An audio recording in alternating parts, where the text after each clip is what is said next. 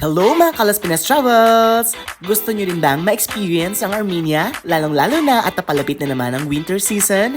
Tara at samahan nyo akong balikan ang aking Armenia escapade last winter. Ang Armenia nga pala ang isa sa mga pinupuntahan ng mga kabayan natin tuwing winter or holiday season, considering na mura ang air ticket at hotel accommodation.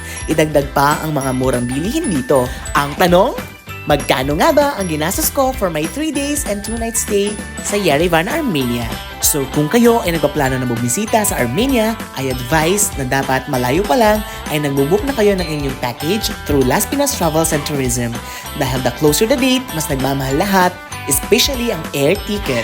Dahil ito ay sponsored travel ng Las Pinas Travels and Tourism kung saan ako nagtatrabaho bilang travel consultant, maaga pa lang ay binook na nila lahat for me.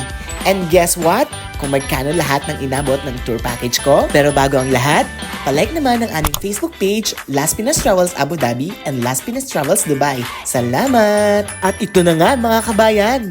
Ako lang naman ay gumasos ng roughly 1,250 dirhams for my air ticket, hotel accommodation with daily breakfast, airport and hotel transfer, and for a 2 days private tour.